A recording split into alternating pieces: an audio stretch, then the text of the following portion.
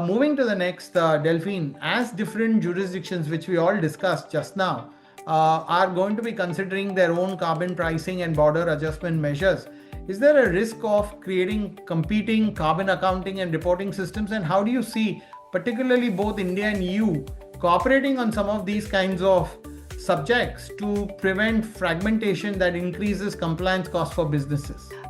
Yeah, absolutely. That's why we are working closely with our with other countries. I can confirm to you that we are working closely, in particular with the UK. That is very much aligning their CBAM to our CBAM. It's not because we were the first movers. That's it.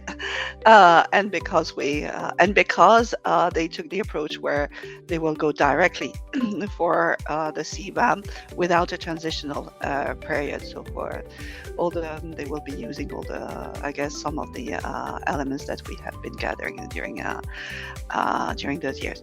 Now, of course, the EU is a part of the discussion under the OECD, for instance, IFCMA, to ensure that we have a common approach. We would have preferred that we go at a multilateral level first, but this is complicated, so we had to move ahead. But we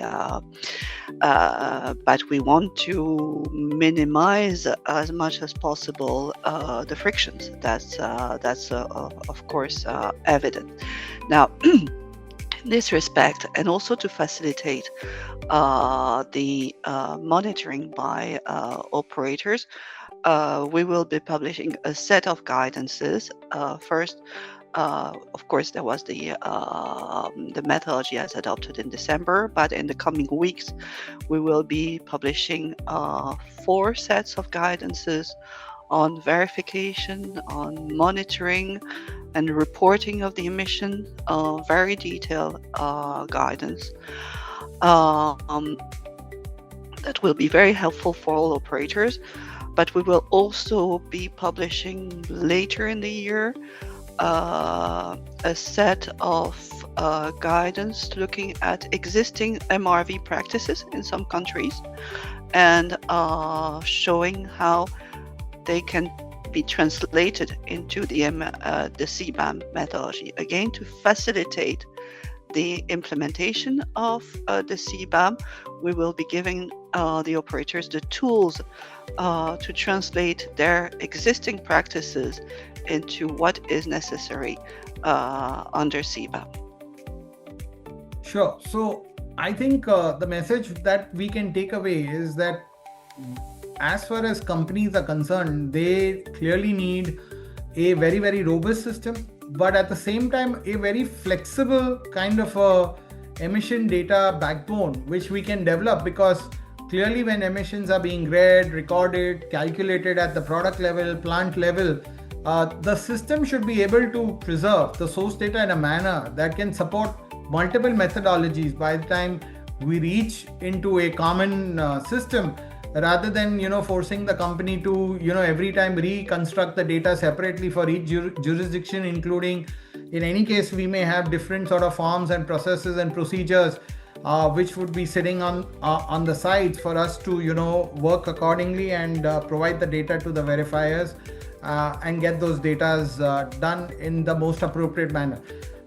Clearly also, I think as and when given that India, EU,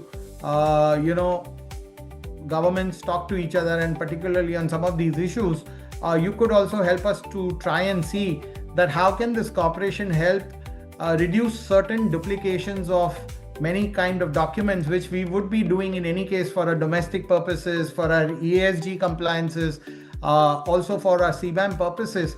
But clearly the end of the message is that internal preparedness remains essential. However, like you rightly said, cooperation on MRV standards, mutual recognition, methodology alignments will definitely help the industry. But companies at the same time should not assume that the regulatory convergence will solve all the operational issues. And this is where I think it's important that when we sit with clients, it's it's important to build very, very flexible data and documentation framework depending on the product mix and trade exposure. And this largely should not be only focused of how we calculate our emission, but it goes across all the departments and systems to get that system quite robust, but at the same time possible to sort of survive all the different methodologies which we may be getting to see in the early game, unless we get a complete solutions in some sort of future years.